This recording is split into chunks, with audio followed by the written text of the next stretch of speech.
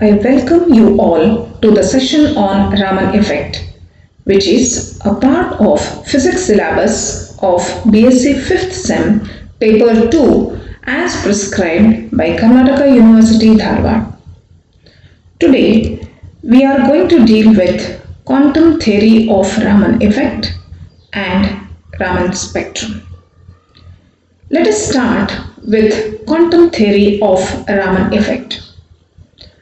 Quantum theory can better explain the process of Raman effect.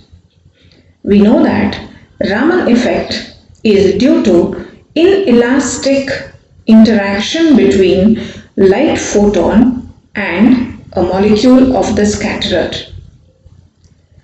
Let us consider a molecule of scatterer of mass m is in an energy state E1.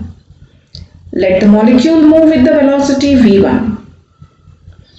When the photon of energy h nu1 from the incident light collides with the molecule, it is shifted to higher energy state E2.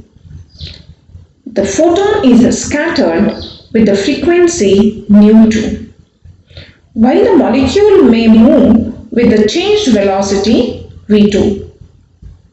To this phenomenon, let us apply law of conservation of energy.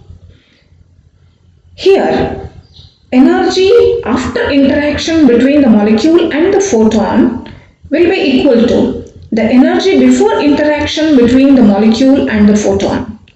So the equation can be written as E2 plus half m v2 square plus h nu2 is equivalent to E1 plus half m v1 square plus h nu1.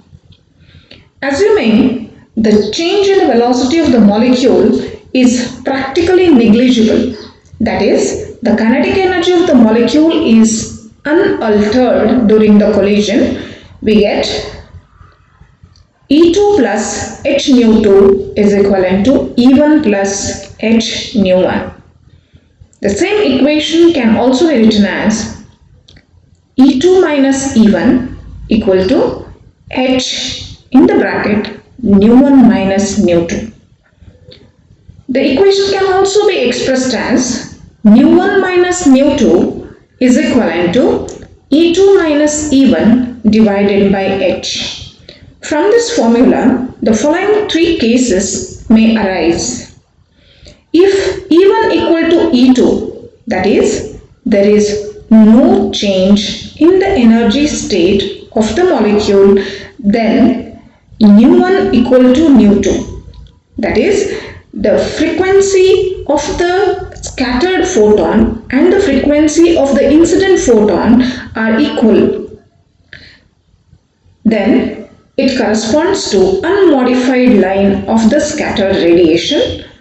The same thing can also be considered as Rayleigh's scattering.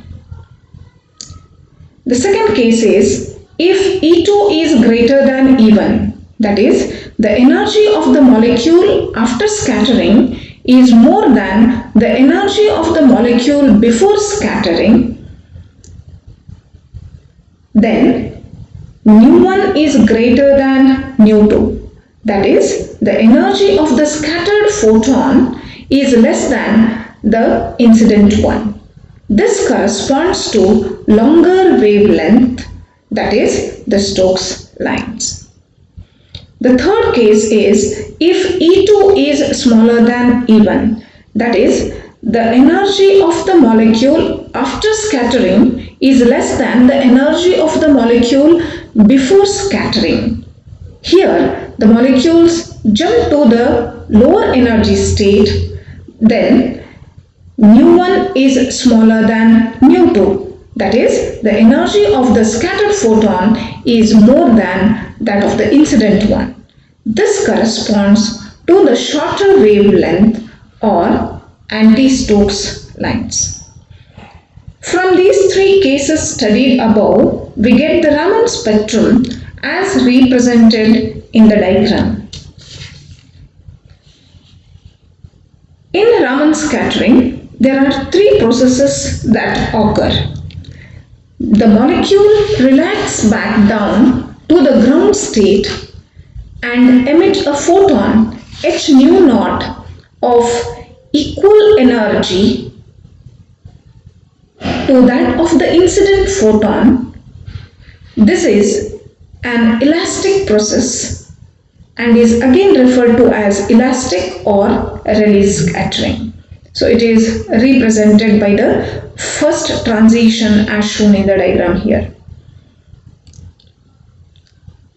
The second case is the molecule can relax to a real phonon state and emit a photon h nu naught minus h nu m with less energy than that of the incident photon, that is h nu naught. This transition is called as Stokes shifted Raman scattering.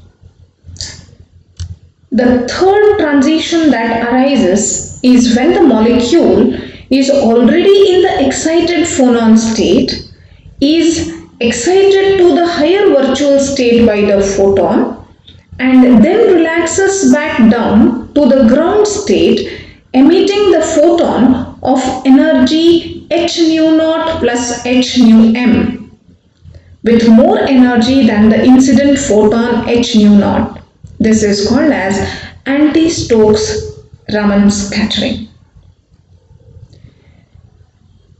In these transitions, what is observed is most of the molecules are found in the ground state at room temperature.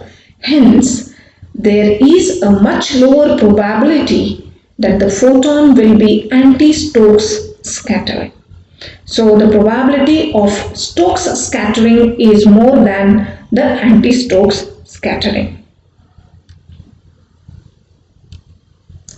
Thank you for watching.